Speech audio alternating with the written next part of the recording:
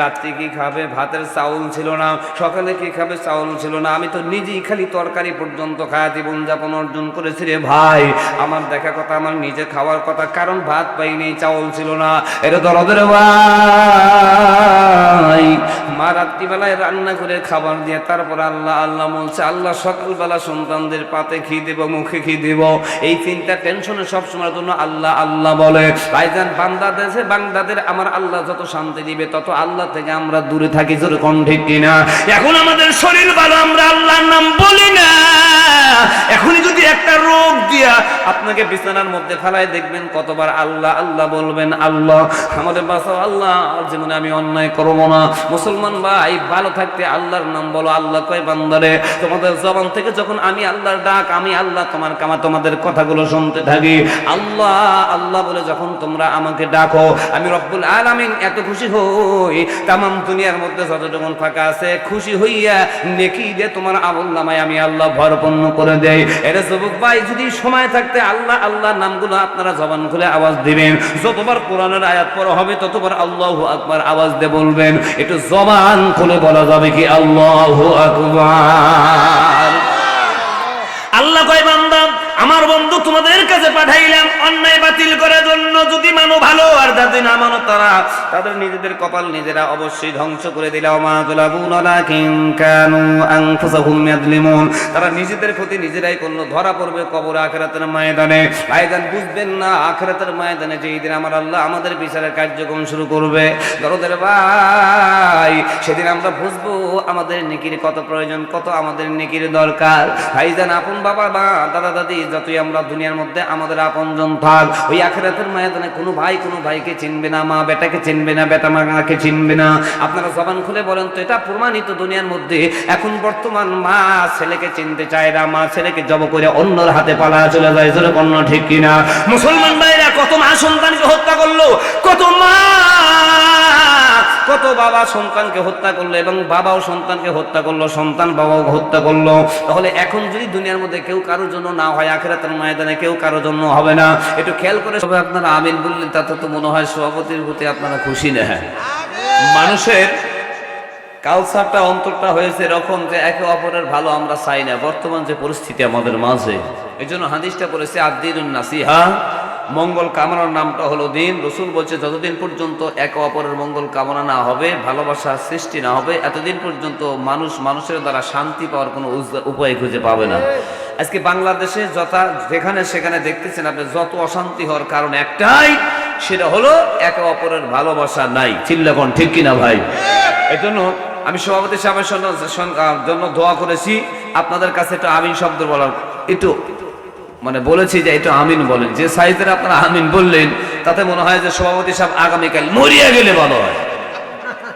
তা আমি আপনাদের মাঝে আবারও ওনার জন্য দোয়া করছি। মেহেরবানি করে মুসলমান হিসেবে ভালোবাসা দিয়ে, মোহাম্মদ দিয়ে, আদর দিয়ে একটু জবান খুলে বলুন তো আমিন। আর একটু জোরে বলুন আমিন। আজকের মাহফিলের দিকে উলামায়ে কেরাম হযরত যারা আমার পূর্ব মুহূর্তে আলোচনা করতেছিলেন, আল্লাহ রাব্বুল আলামিন তাদের দ্বীনের দায়ী হিসেবে কবুল করুন। অত্র এলাকার দিনদার পরহেজগার আল্লাহওয়ালা ভাইরা, অন্তর আড়ালের দোয়ার খনি, মাথার মনে আমার শ্রদ্ধা তাদের মাঝে সালাম দিচ্ছি। মেহেরবানি করে সালামের জবাব আলাইকুম ওয়া রাহমাতুল্লাহি ওয়া বারাকাতুহু। আল্লাহ পাক লাখ কোটি শুকর আদায় করে আল্লাহ রাব্বুল আলামিন অত্যন্ত ভালোবেসে মহব্বত করে এমন একটা জায়গা আমাদের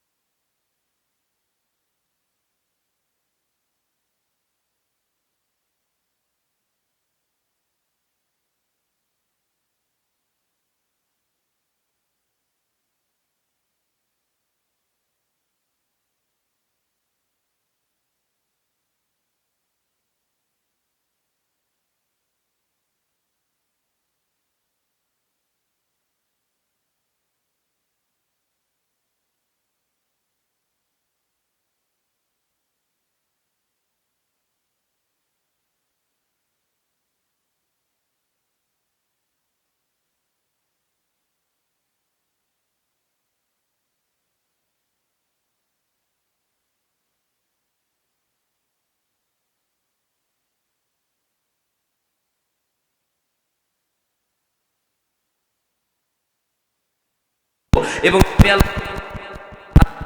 আমাদের সামনে প্রদান করব সে খাবার কোন ধরনের খাবার হবে এটা অনেক আলোচনা আল্লাহ বলছে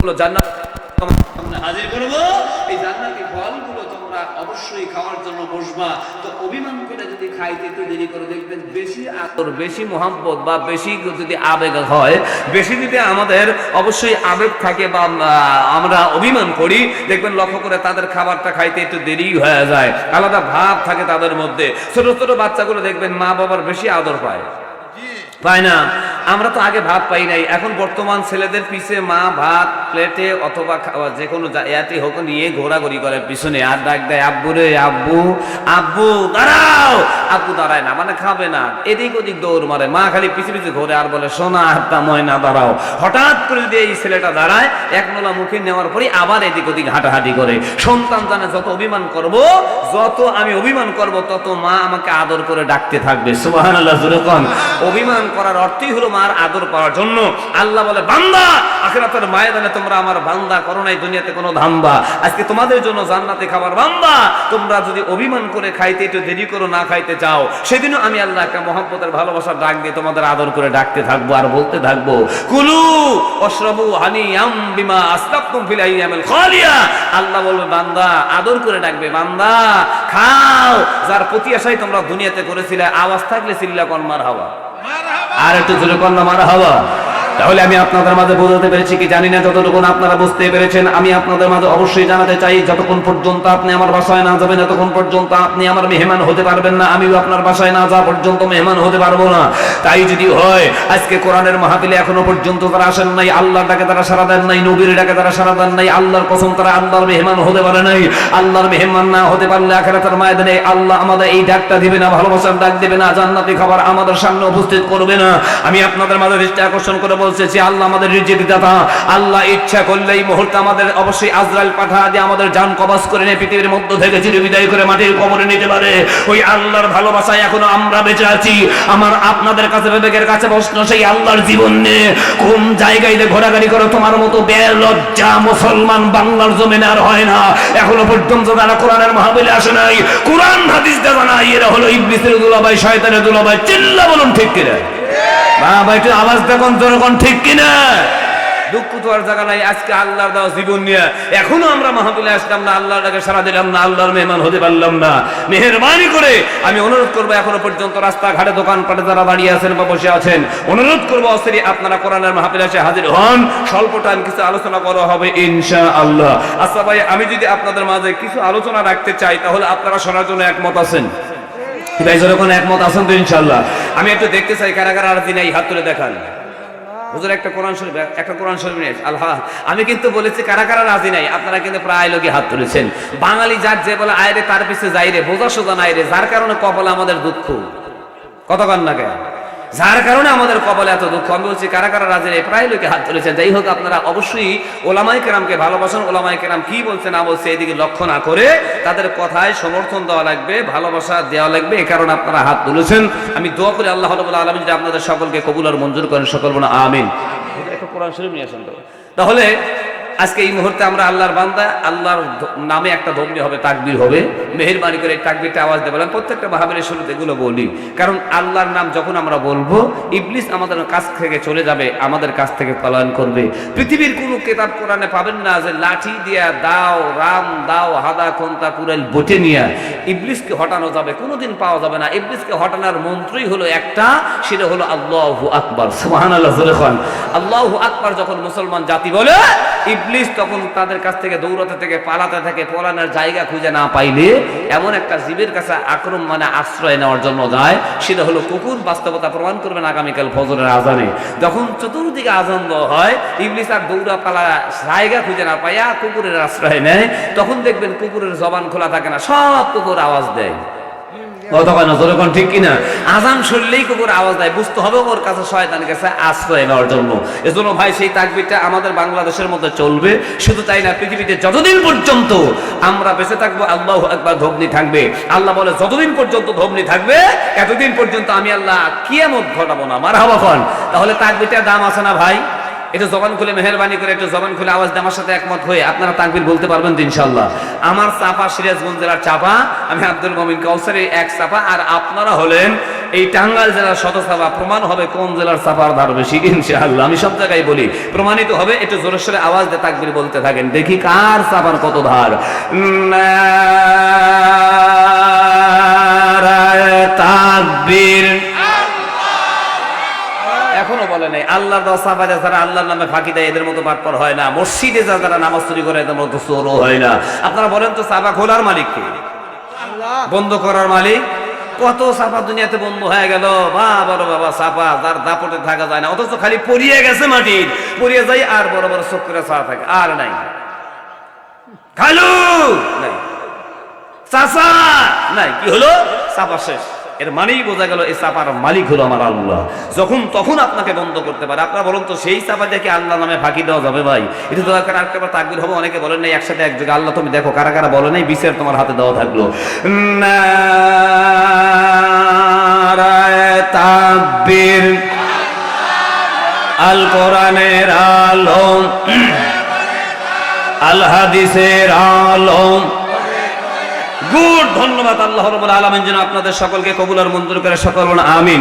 ভাই কিতাবটা ধরেছে, কিতাবের নাম কি? এই কোরআনের দাম আছে না নাই?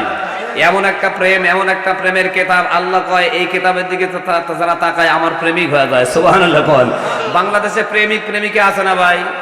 এক নজর দেখাই এমন প্রেম হয়ে গেল, আস্তে আস্তে ঘুরে গলায় দড়ি দিয়ে মরে, ফাঁস নিয়ে মরে, তাও আর একজনে বিয়ে করতে চায় না। সুবহানাল্লাহ করবেন না?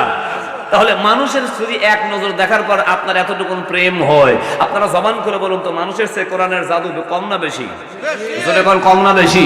আমি বাস্তবতা প্রমাণ করে দেখাবো ইনশাআল্লাহ। এই কোরআনের এত জাদু, আল্লাহ কয় যারা এক নজর তাকায় তারা আমার প্রেমিক হয়ে যায়। আর যারা প্রেমিক হয় আল্লাহর এক নম্বরের প্রেমিক, পৃথিবীতে যেরকম মানুষের জন্য জীবন দেয়, আল্লাহ কয় তারাও পৃথিবীতে আমার জন্য জীবন দিতে বাধ্য। কোনো জাতির সামনে তারা মাথা নত করতে বাধ্য হবে না। একটু চিল্লা বলুন ঠিক কিনা? একটু পিছিয়ে বসেন না আগে, এই সাউন্ডটা আমার কানে আসা লাগবে তো। হ্যাঁ, এই যে বক্সে সাউন্ডটা, আলহামদুলিল্লাহ। তাহলে কোরআনের দিকে তাকানো ভালো না খারাপ? কোরআনের দিকে যত তাকাবেন তত আল্লাহর প্রেম হবে, মহব্বত হবে, আর আগাইলেই জান্নাতের মালিক হয়ে যাবে। সুবহানাল্লাহ। তাহলে কোরআনের দিকে আগানো লাগবে কি আগাবে না? যারা আগাইবে তারা জান্নাতের মালিক, আর যারা আগাবে না জাহান্নামের মালিক। একটু দয়া করে কোরআন দিকে তাকা, মোহাম্মদ বানান, আল্লাহর প্রেম বানান, একটু আগান ভাই। আমার যারা শুনছে তারা বুঝতে পারেন যে একটু কাছাকাছি হওয়া লাগবে, মোহাম্মদ বাড়ান লাগবে। বুড়া বুড়ি যারা কাছাকাছি হয়, স্বামী স্ত্রী মোহাম্মদ বাড়ে, প্রেমিক প্রেমিকা যত কাছাকাছি হয় তাদের প্রেম বাড়ে। তাহলে কোরআনের দিকে যারা কাছাকাছি হবে, আল্লাহ প্রেম তুমি বাড়ায় দাও। মাশাআল্লাহ, আলহামদুলিল্লাহ। ভাই পিছন ভাই একটু আগান, সুন্দর একটু ভালোবাসা নেন, একটু জিকির করুন লা ইলাহা ইল্লাল্লাহ, লা ইলাহা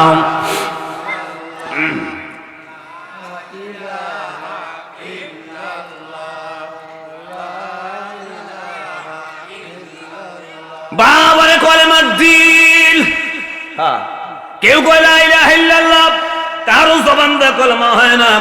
আমরা বাংলাদেশের মধ্যে দেখি কলেমা ছাড়া আমরা যারা শিল্পীর গানগুলা গাই, কত মহব্বত করে বলি আল্লাহ কয় তুই হবে শয়তানের অলি, আমি আখিরাতের ময়দানে দেব না জান্নাতে বাড়ি, আর দেওয়া হবে না হুর আর নারী। আপনারা জবান করে বলেন তো, গান গায়া কি আখিরাতের আদালতে জান্নাতের মালিক হওয়া যাবে? কতক্ষণ যাবে? আজকে বাংলাদেশে গানের কত, অবশ্যই আপনারা দেখেন যুবকেরা কি সুন্দর করে রাস্তার মধ্যে গান গায়। গান যারা নাও পারে পারে না তা এর মানে পারে না, জোরে কোন ঠিক কিনা? আমরা মুসলমান, আমাদের জবানে থাকবে কোরআনের গান, আর থাকবে আল্লাহর গান। আল্লাহ কয় আখিরাতের ময়দানে আমি দিব জান্নাত গান, আর বসায়া বসায়া জান্নাতের মধ্যে হুরেরা দিবে জান্নাতি পান, আর লেসে লেসে জান্নাতি হুরেরা আমাদের শোনাবে গান। একটু জোরে জোরে বলা যাবে কি মারা হাওয়া? সেদিন দেখি একটা যুবক মুখের মধ্যে আওয়াজ দিয়া বিড়ি টানে, আর কয় কোন পরানে পরানে পরান দিলানা, হায় হায় ভালো বাসা শিখাইলা। আল্লাহ কয় পরান দিলাম আমি, জীবন দিলাম আমি, হয়ে গেল দামি, আর এই পরান তুমি আর একজনের দিয়া নিয়ে নিতে চাও আর তুমি তাকে দিতে চাও, এটা কোন ধরনের কথা? আবার কয় মনের বিনিময় মন যে দিতে হয় সে কথা তুমি জানো না, কোন পরাণে পরাণ নিয়া পরাণ দিলা না। হায় হায় ভালোবাসা শিখাইলা, একটু জোরে বলা যাবে কি নাউজুবিল্লাহ? এটাই যদি আমরা মুসলমান হিসাবে অন্যায় বাতিল করে আমরা যদি সারাটা বছর সারাটা জীবন যদি রাস্তাঘাটে দোকানপাটে তারপরে হলো আমরা মসজিদ মাদ্রাসা অথবা যেখানে সেখানে যা আমরা যদি তা বাতিল করে ভালো কথা বলি, আপনারা জবান খুলে বলেন তো ভালো কথা অবশ্যই প্রতিষ্ঠিত করা আমাদের দরকার আছে না নাই? আমার নবী ঘোষণা করে গেল বাল্লিগু আন্নী ওয়ালাউ আয়া, আমি নবী ঘোষণা করে গেলাম অবশ্যই তোমাদের মাঝে একটি বাক্য হলো ভালো কথা মানুষের সামনে পৌঁছা দেওয়া লাগবে। বিস্তারিত আলোচনা চলবে।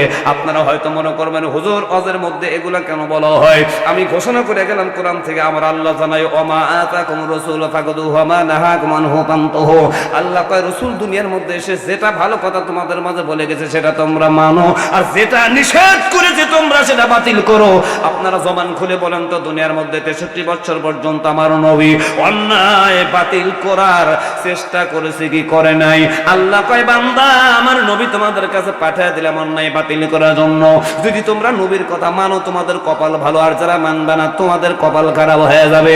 সন্তান মাদ্রাসা মিস করে তারপরে যেখানে আমরা কলেজ ময়দানে যখন আমরা পড়াশোনা করার জন্য আগা দিই, বাবা মার কথা শুনলে জীবন ধন্য হয়। পড়াশোনা যদি ঠিক মতো করে বাবার কথা শুনে মার কথা শুনে তাদের কপাল ধন্য হবে, তাদের জীবন ধন্য হবে। আর যদি না মানে বাবার ক্ষতি নাই মার ক্ষতি নাই, বাবা মা মারা গেলে তোমার ক্ষতি তোমার কপালের মধ্যে লেখা থাকবে। সিল্লা বলা যাবে কি ঠিক কিনা? তাই যদি হয় আমার আল্লাহ ডাকতে কয় বান্দা আমার পয়গম্বর তোমাদের মাঝে তোমাদের ভালো কথা বলার জন্য আহ্বান করলো, যদি মানো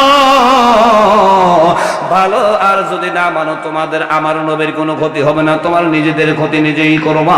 এই ব্যাপারে আমার আল্লাহ কোরআন থেকে জানা দেয় ওয়া মা যালামুনা ওয়ালাকিন কানু আনফুসাহুম ইয়াযলিমুন। আল্লাহু আকবার। কোরআনের আয়াত শুনুন, কোন বান্দা যদি জমিনের মধ্যে একবার আল্লাহু আকবার বলে, আল্লাহ কয় আমি আসমান জমিনের মধ্যে যতটুকু ফাঁকা রাখছি আমি আল্লাহ নেকি দিয়ে ভরপূর্ণ করে দেই। মারহাবা কোন? তাহলে আল্লাহু আকবার বলা ভালো না খারাপ? ভালো। সবাই আমরা বলবার চাই না। হসপিটালে যা দেখেন বেডের মধ্যে আল্লাহ মুসিবত ছাড়া আমরা আল্লাহর নাম বলি না। আগেকার বাবারা মায়েরা আমরা দেখেছি খালি আল্লাহ আল্লাহ আল্লাহ বলছে। কেন জানেন?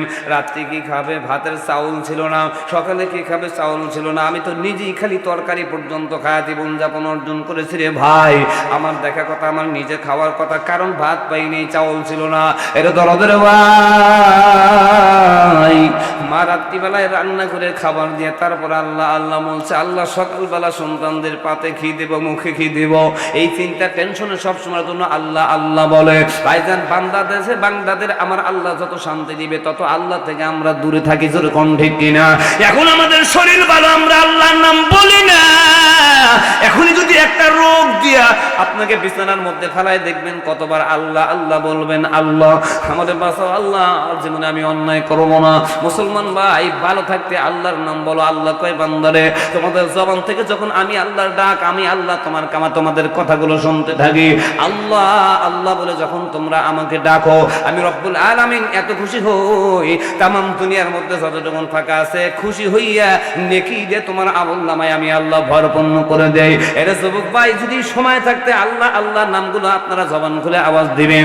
যতবার কোরআনের আয়াত পড়া হবে ততবার আল্লাহু আকবার আওয়াজ দিয়ে বলবেন। একটু জবান খুলে বলা যাবে কি আল্লাহু আকবার? আল্লাহ কয় বান্দা আমার বন্ধু তোমাদের কাছে পাঠাইলাম অন্যায় বাতিল করার জন্য। যদি মানো ভালো, আর যদি না মানো তারা তাদের নিজেদের কপাল নিজেরা অবশ্যই ধ্বংস করে দিলাম। তারা নিজেদের ক্ষতি নিজেরাই করলো, ধরা পড়বে কবর আখিরাতের ময়দানে। ভাইজান বুঝবেন না আখিরাতের ময়দানে যেই দিন আমার আল্লাহ আমাদের বিচারের কার্যক্রম শুরু করবে দরদের ভাই, সেদিন আমরা বুঝবো আমাদের নেকির কত প্রয়োজন, কত আমাদের নেকির দরকার। ভাইজান আপন বাবা মা দাদা দাদি যতই আমরা দুনিয়ার মধ্যে আমাদের আপনজন থাক, ওই আখিরাতের ময়দানে কোনো ভাই কোনো ভাইকে চিনবে না, মা বেটাকে চিনবে না, বেটা মাকে চিনবে না। আপনারা জবান খুলে বলেন তো, এটা প্রমাণিত দুনিয়ার মধ্যে এখন বর্তমান মা ছেলেকে চিনতে চায় না, মা ছেলেকে জব করে অন্যর হাতে পালা চলে যায়। জোরে বলুন ঠিক কিনা? মুসলমান ভাইরা কত মা সন্তানকে হত্যা করলো, কত মা কত বাবা সন্তানকে হত্যা করলো, এবং বাবাও সন্তানকে হত্যা করলো, সন্তান বাবাকে হত্যা করলো। তাহলে এখন যদি দুনিয়ার মধ্যে কেউ কারোর জন্য না হয়, আখিরাতের ময়দানে কেউ কারোর জন্য হবে না। একটু খেয়াল করে শোনেন রে ভাই, আখিরাতের ময়দানে আমার আল্লাহ তাআলা ডাক দেয়, কয় বান্দা তোমাদের জন্য আমি ধার্য করব, আখিরাতের ময়দানে কেউ কারোর জন্য হবে না। ওই দিন যখন তুমি আসামির কাঠগড়া দাঁড়াইবা,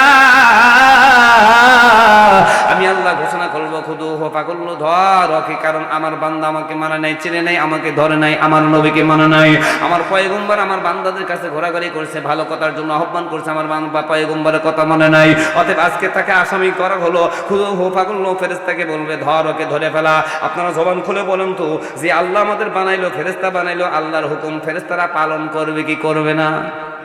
কতক্ষণ দেখা করবে কি করবে না? ও বন্ধুরা আমার, ম্যাজিস্ট্রেট যদি বিচারকে বসে এসানা দেয়, পুলিশ সাথে সাথে আপনাকে ধরে ফেলায়, আপনাকে জেল হাজতের মধ্যে নিয়ে যাওয়ার জন্য অবশ্যই বাধ্য করে।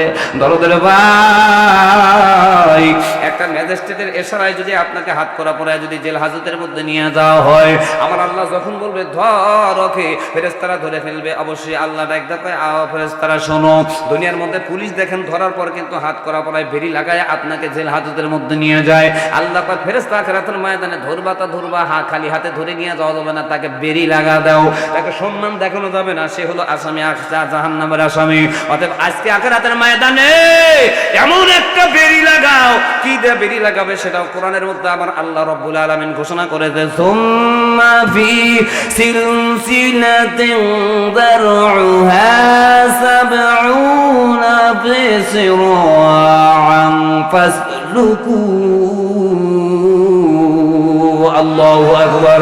আল্লাহ কয় 70 হাত সিঙ্গুল দেয়া আবদ্ধ করা হবে, ধরা হবে, তোমাকে বিড়ি লাগানো হবে। তখন ফেরেশতাকে বলবে নিয়ে যাও সুম্মাল জাহিম, আর দেরি করো না, তাড়াতাড়ি নিয়ে যাও জাহান্নামের মধ্যে নিক্ষেপ করার জন্য। এটা দরদের ভাই, ওই আখিরাতের ময়দানে যেই দিন আপনাকে অবশ্যই আপনাকে যখন ফেরেশতা ধরে নিয়ে যাওয়া হবে হাত পেরি দিয়ে, আপনারা জবান খুলে বলেন তো, ওই আখিরাতের ময়দানে আল্লাহ আমাদের বানাইছে দুনিয়ার মধ্যে, আল্লাহর কি মনে কিচ্ছু হবে না? আল্লাহ কি আমাদের ভালোবাসবে না? আল্লাহ কি দয়া লাগবে না? ভাইজান, আমার আল্লাহ ডাকতে কয় বান্দা, পৃথিবীর মধ্যে যতগুলো চেহারা মোবারক দুনিয়ার মধ্যে আমি আল্লাহ বানাইলাম, সব আমি আল্লাহ নিজে হাতে আমার বান্দার চেহারা মোবারক বানাইছি। এজন্য পৃথিবীর মধ্যে কাহারো চেহারার সাথে কাহারো আল্লাহ আমার মিল রাখে নাই, কারণ এই চেহারা বানানোর কোনো মিস্ত্রি নাই। আল্লাহ তাআলা বলে এই চেহারা বানানোর মিস্ত্রি হলাম আমি স্বয়ং আল্লাহ। একটু জোরে জোরে বলা যাবে কি মারহাবা? মুসলমান ভাইরা আমার, আল্লাহর দেওয়া সন্তানের প্রতি এত মহব্বত, আমার সন্তানকে আমি হারাতে চাই না, মেয়েকে আগুনে পোড়াতে দিতে চাই না। আল্লাহ ডাক দেয়, বান্দা আমি সন্তান দিলাম, তোমার সন্তানের প্রতি এত মায়া মহব্বত দরদ হয়ে গেল, তুমি তোমার সন্তানকে আগুনে পোড়াতে চাও না। আখিরাতের ময়দানে যখন তুমি জাহান্নামে চলে যাইবে রে বান্দা, আমার কি মায়া লাগবে না? আমি আল্লাহ তোমাদের ওই দিন আফসোস করে ডাকতে থাকবো আর বলতে থাকবো, কোন কারণে দুনিয়াতে যাইয়া বান্দা নামাজ রোজা করলা না, হায় হায় আজ জান্নাত হারাইলা। জোরে কোন ঠিক কিনা? ওই আগের কথাটা যদি আমরা একটু উল্টা করে নকল করে ভালো করে বলি, তাহলে আমরা আল্লাহ সব দিবে। বলুন, কোন কারণে দুনিয়াতে যাইয়া বান্দা নামাজ রোজা করলা না, হায় হায় আজ জান্নাত হারাইলা। নামাজের বিনিময় জান্নাত যে পাওয়া যায়, নামাজের বিনিময় জান্নাত যে পাওয়া যায়, সে কথা তুমি জানো না। কোন কারণে দুনিয়াতে যাইয়া বান্দা নামাজ রোজা করলা না, হায় হায় জান্নাত হারাইলা। লা ইলাহা, এটা আদরিজা বলেন, লা ইলাহা মাহবুতে, লা ইলাহা ইল্লাল্লাহ, লা ইলাহা। কবর মাঝে বাবা মাকে পাওয়া যাবে না, পাইব যাকে তিনি আছেন শাহে মদিনা। ও ভাই কবর মাঝে বাবা মাকে দেখা যাবে না, দেখব যাকে তিনি আছেন শাহে মদিনা। ওই কবরে নবী সারা বন্ধু পাবো না, ও ভাই ওই কবরে নবী সারা সাথী পাবো না। আমার মরণ আসিবে কখন কেউ তো জানে না, আমার মরণ আসিবে কখন কেউ তো বোঝে না। লা ইলাহা জোরে লা ইলাহা। মুসলমান ভাইরা আমার, আমি বেশি কথা আপনাদের মাঝে বলতে চাচ্ছি না, একটু ভালো করে বোঝার চেষ্টা করবেন। আমরা যে নবীর মাদ্রাসার আঙ্গিনার মধ্যে বসে আছি, একটা কথা মনে রাখবেন, আখিরাতের ময়দানে নবী ছাড়া কিন্তু আমাদের দরদের কেউ থাকবে না, আখিরাতের ময়দানে কোনো বন্ধু থাকবে না।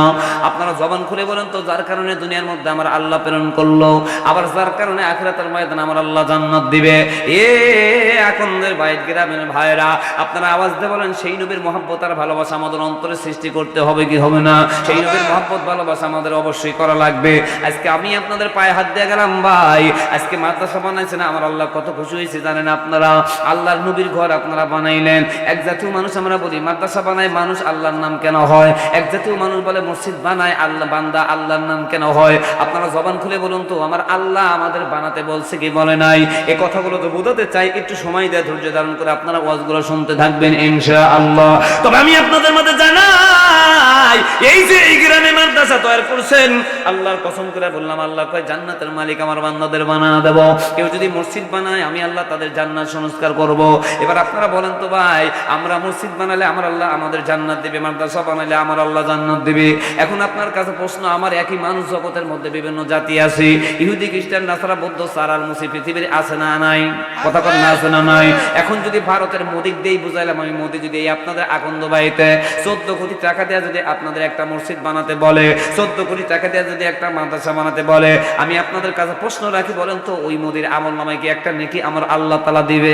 কথা বলেন, একটু দিবে না? না, কে দিবে না? কারণ ওই বান্দা আমার আল্লাহ রাব্বুল আলামিন ডাকতে কয়, তোমরা জানো না মোদির চেহারা আমি আল্লাহ বানাইলাম, আবু জেহেলের চেহারাও আমার আল্লাহ বানাইছে, সব জাতের মানুষকে আমার আল্লাহ জগতের মধ্যে নিজে হাতে বানাইছে ভাই। কারণ কি? তারা বানাইলে আমার আল্লাহ কবুল করে না। আমি আপনাদের মাঝে যুবকদের ভাই জন্য অবশ্যই 1 মিনিটের জন্য বুঝাই, প্রেম যে আমরা করি, আপনারা জবান খুলে বলেন তো, একটা পছন্দের ব্যাপার আছে না নাই? কত হাজার হাজার মানুষ রয়ে গেছে, তাদের জন্য আমরা মরি না। একটা মেয়ের সাথে সম্পর্ক করছেন, তার জন্য আপনি মরলেন, তারপরে ওকে ছাড়া আপনি ভুলতে পারেন না। আরো তো কত মেয়ে আছে, তার কথা কেন বলেন না? আল্লাহ কয় বান্দা, তোমাদের একটা পছন্দের ব্যাপার আছে, দুনিয়ার মধ্যে সবাইকে এক নজরে হয় না। আমি আল্লাহ বললাম, বান্দা সৃষ্টি করেছি যতগুলো জাতি, তবে তোমরা জাইনে রাখো, আমি আল্লাহর সাথে প্রেম করতে হলে আমারও আমি আল্লাহর একটা পছন্দের ব্যাপার আছে।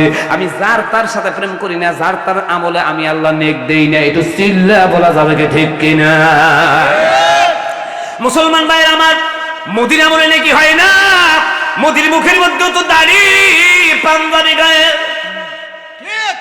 ফিরাউনের পাঞ্জাবি গায়ে, তারপরে জুব্বা গায়ে দিয়েছে। আপনারা সকলে জানেন আবু জেহেলও গায়ে দিয়েছে। আল্লাহ কয় এই পাঞ্জাবির দাম নাই, জুব্বার দাম নাই, দাড়ির দাম নাই। অথচ আমরা আল্লাহ ডাকতে কয়, বান্দা একটা আমলের মধ্যে, একটা নিয়মের মধ্যে যখন আসবে, আমি রব্বুল আলামিন ঘোষণা করলাম, তোমার দাড়ির দাম বাড়বে, টুপির দাম বাড়বে, জুব্বার দাম বাড়বে। আপনি কি জানেন আমাদের মুখের মধ্যে যে দাড়িগুলো রয়েছে, এত দাড়ির দাম আমার আল্লাহ নিজে বলছে, আমার আল্লাহর পয়গম্বর বলছে, এ দুনিয়ার উম্মতের দল দাড়ির এত দাম। দাড়ি নিয়ে মাটির কবর মধ্যে যখন তোমরা চলে যাবে, দাপন করে সব মানুষ চলে আসবে, আমার পয়গম্বর ডাক হয়, ওই দাড়িওয়ালা ব্যক্তির কবরের মধ্যে আল্লাহ আযাবের ফেরেশতা পাঠাতে লজ্জাবোধ করে। একটু জোরে জোরে বলা যাবে কি মারা হাওয়া? এটা দরজের ভাই, তাহলে আপনারা জবান করে বলেন তো, এই দাড়ির দাম আছে না নাই? আমি সত্য কথা বলবো, মাদ্রাসার পক্ষে কথা হবে ভাই রে। আজকে বাংলাদেশের মধ্যে তাহলে বোঝা গেল দাড়ির দাম আছে। এখন বলেন তো, মোদি আর বিজাতিরা যদি দাড়ি রেখে মাটির কবরে যায়, রবীন্দ্রনাথ ঠাকুরের চেহারার দিকে তাকাবেন, কত সুন্দর দাড়ি আমরা এখনো তার ছবির মধ্যে দেখতে পাই। আপনারা বলুন তো ভাই, ওই দাড়ি, রবীন্দ্রনাথের দাড়ি, কবরে গেলে কি আল্লাহ আযাবের ফেরেশতা পাঠাতে লজ্জাবোধ করবে? কখনো তা না। কেন তার দাড়ির দাম হলো না, আমাদের কেন দাম হলো? একটু ভালো করে বুঝবেন ভাই। ভাই আমার আল্লাহ ডাক দেখার দাড়ি টুপির জুব্বার মর্যাদা আমি আল্লাহ বাড়াবো যতক্ষণ পর্যন্ত আমার পয়গম্বরের কলেমা পড়ে তোমরা মুসলমান না হইবে। নবীর কলেমা ছাড়া আমি আল্লাহর পছন্দ হবে না। যখন তোমরা নবীর কলেমা পড়ে মুসলমান হইবে তারপরে আমি আল্লাহ তোমাদের সাথে প্রেম করতে বাধ্য হব। একটু জোরে জোরে বলা যাবে কি মারহাবা। যত জাতি আছে মুসলমানদের ডিফারেন্স হলো কলেমা। কথা বল না কেন? যত ধর্ম আছে সব ধর্মের আমাদের ধর্মের মধ্যে পার্থক্য হলো কলেমা। কলেমা যদি আমরা না পড়ি আল্লাহ কয় তোমরা আমার বন্ধু হবে না, তোমরা আমার প্রেমিক হতে পারবে না। কলেমা ছাড়া যদি মসজিদ বানাও মসজিদ কবুল হয় না, নামাজ কবুল হয় না, রোজা কবুল হয় না, হজ কবুল হয় না, যাকাত কবুল হয় না। তাহলে বোঝা গেল আমরা যতক্ষণ পর্যন্ত নবীর কলেমা স্বীকৃতি না দেব আল্লাহ কয় ততক্ষণ পর্যন্ত আমি তোমার প্রেমিক হব না। আমার আল্লাহ ডাকতে কয় বান্দা যখন তোমরা একবার কলেমা পড়বে লা ইলাহা ইল্লাল্লাহু মুহাম্মাদুর রাসূলুল্লাহ সাল্লাল্লাহু আলাইহি সাল্লাম, আল্লাহ কয় আমি রব্বুল আলামিন ঘোষণা করে দিলাম তোমরা এমন একটা ধর্মের মধ্যে চলে আসলা ইসলাম ধর্ম। আর ইসলাম ধর্মের মধ্যে যারা আসলা তাদের নাম হয়ে গেল মুসলমান। একটু জোরে জোরে বলা যাবে কি মারহাবা। কলেমা যারা পড়েছো তাদের ঈমান আমি আল্লাহ দৃঢ় করে দেই। কোন জাতির সামনে তারা মাথা নত করে না। জুলুম অত্যাচার নির্যাতন পৃথিবীতে যতই আসবে না কেন তোমরা যদি মানুষের জন্য মরতে পারো আমি ঘোষণা করলাম আমি আল্লাহর জন্য তোমরা মরতে পারবা। এখন আপনারা জবান খুলে বলেন তো পূর্বের থেকে যারা আল্লাহওয়ালা নবীওয়ালা তারা মরছে কি মরে নাই? কথা কন না কে? সাহাবীরা কত সুন্দর করে নবীর জন্য আল্লাহর জন্য জীবন দিল। আল্লাহ নবী ডাক দেখায় সাহাবীরা জিহাদের ময়দানে কে যাইবা? আগে একজন হাত তোলে হুজুর আমি যাব। আগে যাওয়ার পর চলে গেলেন, উনি আর ফিরে আসলো না। আবার রাসূল ডাক দেখায় তোমরা আবার কে যাইবা? আর একজন ডাক দেখায় হুজুর আমি যাব। একের পর এক সব চলে যায় আর ফিরে আসে না। আল্লাহ নবী সাহাবীগুলো যাচ্ছে আর শহীদের কালামা শহীদের মর্যাদা নিয়ে আল্লাহ তাআলা দুনিয়ার থেকে চিরবিদায় করছে। আপনারা জবান খুলে বলেন তো ভাই আমরা যদি বলি এই মাদ্রাসার জন্য ওই গ্রামে আগে কে যাইবা, যাওয়ার পর উনি মারা গেল আবার কি আরেকজন যাওয়ার জন্য স্বীকৃতি দিবে? তা না বাবা হুজুর একজন যা মরে গেছে আমি আর যাব না। কিন্তু সাহাবীরা একের পর এক যায়, সব চলে যায়, দুনিয়ার থেকে চলে যায়। সাহাবীদের একটাই টার্গেট আমরা নবীকে ভালোবাসে আল্লাহকে ভালোবাসে জীবন দেব, কোন জাতির সামনে মাথা নত করব না। আমার পয়গম্বর ডাক দেখো সাহাবীরা শোনো আখিরাতের ময়দানে আমার আল্লাহ বিজয়ের মালা পরায় তোমাদের জান্নাতের মালিক বানা দেবে। একটু জোরে জোরে বলা যাবে কি মারহাবা। মুসলমান ভাইরা আমার আমি আপনাদের মাঝে বুঝাই কলেমা যারা ধরেছে তাদের মুসিবত কত বেশি। আর কলেমার গান যারা অন্তরের মধ্যে লিপিবদ্ধ করেছে আল্লাহ ডাক দেখা উলাইকা কাতাবা ফি কুলুবিহিমুল ঈমান। আল্লাহু আকবার। তাদের অন্তরের মধ্যে আমি আল্লাহ ঈমান দৃঢ় করে দিলাম, হাড়ি করে দিলাম। এই গ্রামের ভাই আমি বাস্তবাক্ষান্তরে আপনাদের মাঝে আলোচনাগুলো শোনাবো বোঝাবো। যেহেতু মাদ্রাসার আঙ্গিনার মধ্যে আপনারা বসে আছেন, যত আলোচনা করি নবী সম্পর্কে আলোচনা আর মাদ্রাসা সম্পর্কে আলোচনা চলবে। আপনারা জবান খুলে বলুন তো ভাই এই আলোচনাগুলো শোনা দরকার আছে না নাই? সময় যদি একটু বেশি লেগে যায় আপনারা কি কষ্ট পাবেন? কথা বল না কে কষ্ট পাবেন? এটা জিকির করেন লা ইলাহা না হয় না আরেকটু জোরে বলেন লা ইলাহা ইল্লাল্লাহ লা ইলাহা ইল্লাল্লাহু ইল্লাল্লাহ ইল্লাল্লাহু ইল্লাল্লাহ সুবহানাল্লাহ আলহামদুলিল্লাহ। আচ্ছা বলেন তো পৃথিবীতে যত গান আছে কলেমার উপরে কি মজা লাগে? যতবার পড়বেন তত আপনার কলেমার প্রতি প্রেম বাড়বে। দুনিয়ার সব মানুষ শুনবে। একটা গান যদি 10 দিন বাজে আর কয় ভালো লাগে না রে, এই বাদ দে দে শোনা আছে। অথচ কলেমা যখন পরে কেউ কয় না যেটা বাদ দাও। অনেকবার শুনছে খোদার কসম যতবার কলেমা পড়া যায় ততবার আমাদের অন্তরে ভালো লাগে। আমি আপনাদের মাঝে বুঝাবো একটা প্রেমিক প্রেমিকা প্রেম করলে একই কথা প্রতিদিন হয় হয় না? যুবকেরা বলেন কেন হয় না?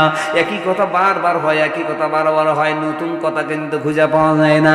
তারপরেও দেখবেন আলাদা একটা মজা লাগে, আলাদা একটা ভালো লাগে।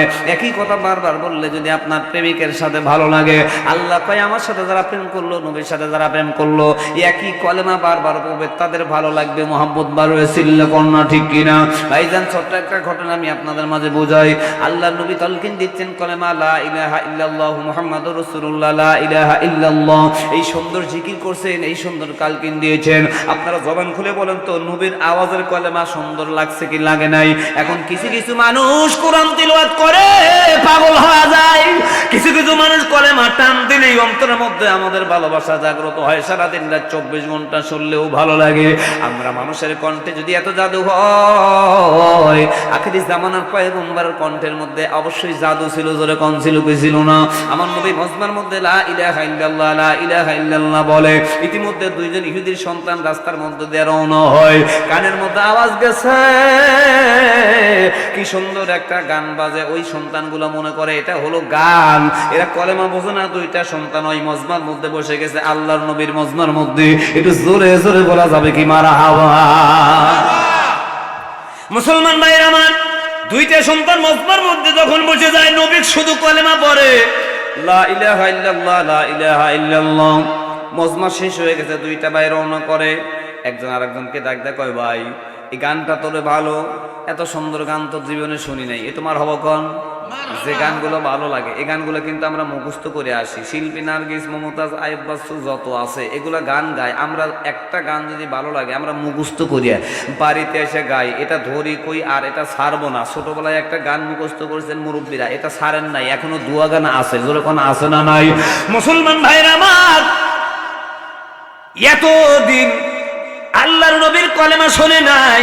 এই বাচ্চাটা মজমার মধ্যে বসে গেল, দুইটা সন্তান বসে বসে মজমা ভেঙে গেল, কলেমা তালকিন দেয়, রাস্তার মধ্যে যায়, কয় ভাই জীবনে এত সুন্দর গান শুনে নাই রে ভাই, এই গানটা জীবনে আমরা ভুলবো না। এ ভাই রাস্তার মধ্যে যায় আর বলে লা ইলাহা ইল্লাল্লাহ, মুখস্থ করতেছেন লা ইলাহা ইল্লাল্লাহ। কারণ একটা জিনিস প্রথম যখন মুখস্থ করতে যান অতি সহজে মুখস্থ হয় না, বারবার বলতে হয়। এই যে মাদ্রাসা, কোরআনের হাফিজি মাদ্রাসা, নুরাইনি মাদ্রাসা, আপনারা যারা কোরআনের হাফেজ হয়েছেন, আমি তো নিজে হাফেজ, 28 বছর হাফিজি কওমি মাদ্রাসায় ধরে চাকরি করি। এই কোরআন মুখস্থ করা যে এত কঠিন যে ভাই, একেবারেই মুখস্থ হতে চায় না, কত কোটি কোটি বার পড়া লাগে। এরপরে কোরআন শরীফ আমাদের ভিতরে আছে, আমি কোরআনের ব্যাখ্যা পড়ে দেব, কোরআন শরীফের আওয়াজ পরে হবে। যেহেতু এই মাদ্রাসার মধ্যে কোরআন তেলাওয়াত করা হয়, যত ওয়াজ চলবে সব কিছুর বিধান হলো আমি অবশ্যই টেনে নিয়ে আসবো মাদ্রাসার মধ্যে, নবী সম্পর্কে, আল্লাহ সম্পর্কে এবং হাদিস কোরআন সম্পর্কে। ভাইজান যদি বাচ্চা যায় আর বলে ভাই কোরআন মানে কলেমাটা ছাড়া মানে গানটা ছাড়া যাবে না, একজন বলে লা ইলাহা ইল্লাল্লাহ, আরেক ভাই কয় ভাই তুমি বলো লা ইলাহা ইল্লাল্লাহ, উনিও কয়, আরেকজন বলে লা ইলাহা ইল্লাল্লাহ। পড়তে যায়, বাড়ি পাওয়ার আগে একটা কথা বলে, ভাই আমরা দুইজন প্রতিজ্ঞা করলাম জীবনেও কোনোদিন এই গান আমরা ভুলবো না, জীবনও কোনোদিন বলবো না রে ভাই। কিন্তু সন্তান, ইহুদের সন্তান, বিজাতির সন্তান, যখন বাসার মধ্যে গেছে, ওর আব্বার কানে যখন গেছে কালেমা লা ইলাহা ইল্লাল্লাহ, আপনারা জবান খুলে বলেন তো এই মুহাম্মাদের কালেমা কি ওরা স্বীকৃতি দিবে? কখনো তা দেয় না। বাবাটা একটা কয়, খবরদার এই বাড়ির মধ্যে মুহাম্মাদের গুণগান নিয়ে আসা যাবে না, আমাদের ধর্মে চুলকারি ফেলানো যাবে না। ভাইজান বাবা একটা লাঠি নিয়ে রওনা করছে। এ মুসলমান ভাই, বাবা স্ত্রীকে ডাকতে কয়, দেখো তোমার সন্তান মুহাম্মাদের গুণগান নিয়ে আসে, খবরদার এখানে যেন না আসতে পারে, তাড়াতাড়ি ওকে ভাগা দাও। ভাইজান সবচেয়ে বড় দয়ালু মায়ালু হলো জনম দুঃখিনী মা। ভাইজান অনেক কথা লম্বা কেটে দিচ্ছেন, সন্তান যখন বাড়ির ভিতরে ঢুকে ফেলে, সন্তানকে মা ডাক দেখা, বাজান একটু দয়া করে মুহাম্মাদের গুণগান ছাড়ো, নইলে তোমার আব্বা মেরে ফেলবে। ভাই মা জীবনে কোনোদিন গান শিক্ষা নেই, কোনোদিন এই গান পাই নাই। দরদের মা, তুমি আপন মা, তুমি আমার জন্মদাত্রী, তুমি জন্মদাতা। এ জনম দুঃখিনী মা, জীবনে আমি গান পাই নাই, গানটা আমি ধরেছি রে মা, আল্লাহ আমি গান ধরেছি, তবে আমার জীবন চলে যেতে পারে, আমরা দুই ভাই গান বলবো না। একটু জোরে জোরে বলা যাবে কি মারহাবা? মুসলমান ভাই আমার, বাবা তরবারি বের করে নিয়ে আসে, যদি বন্ধু না হয় করদান করে দেব। ওদের ধর্মের এত নিয়ম কারণ, ওরা কোনোদিন মুহাম্মাদের গুণগান গাইতে জানে না, পড়তে জানে না, মুহাম্মাদের কথা কোনো মানতে পারে না। এই কথাগুলো আপনারা ভালো করে জানেন। যখন তরবারি সামনে নিয়ে আসে, হাজির হয়, স্ত্রীকে ডাকতে বলে, এখনই আমার সন্তান দুটিকে আমি কতল করব, মুহাম্মাদের গুণগান আমার বাড়িতে গাইতে দেব না।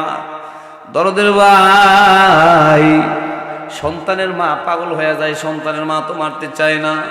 দেখবেন দুনিয়ার মধ্যে সব মানুষ মারতে পারে, কিন্তু মা জন্ম দুঃখিনী সন্তানকে মারতে চায় না। মা স্বামীর পা ধরে কান্দার বলে, স্বামী গো, আমি তোমাকে পা ধরলাম, আমার সন্তানকে তুমি হত্যা করো না। তুমি একটা কাজ করো, এখান থেকে দেশ থেকে ওদেরকে তাড়া দাও। আমি জন্ম দুঃখিনী মা মনে মনে ভাববো আমার সন্তান কলেজার টুকরা এখনো দুনিয়ার মধ্যে বেঁচে আছে, যেরকম ঠিক কিনা। পায়ে হাত দিয়ে কয়, বা শোনো আমার স্বামী, আপনি একটু দয়া করে এখান থেকে ওদের তাড়িয়ে দেন, আপনি মেরেন না তাকে, তাদেরকে মেরেন না। আমি মনে করবো আমার সন্তান দুনিয়ার মধ্যে এখনো বেঁচে আছে। এ দরদের ভাই, মা গাছা ডাক ডাকা, বাজান দে দেখ, আমি তোমার যত জন্ম দিতে দাতি মা, আমি জন্মদাতা মা, একটু দয়া করে কথাটা শোন বাবা, একটু দয়া করে কথাটা শোন। মুহাম্মাদের গুণগান ছাড় কর, নাম আমি ছাড়তে পারবো না। যাই হোক, এক পর্যায়ে মা কে ছেড়ে এখান থেকে তাড়িয়ে দেওয়া হয়, অন্য দেশের মধ্যে চলে যায়। আপনারা তো জানেন রে ভাই, মুসলমান জাতি যেখানে যাবে বিপদ আর মুসিবত সেখানেই থাকবে। আমার আল্লাহ ডাক দেয়, বান্দা ভয় নাই, ভয় নাই, যত মুসিবত থাকবে, যত তোমাদের দুনিয়ার মধ্যে মুসিবত আসবে, আমি রব্বুল আলামিন ঘোষণা করে দিলাম, আলা ইন্না হিসবাল্লাহি হুমুল মুফলিহুন। আল্লাহু আকবার।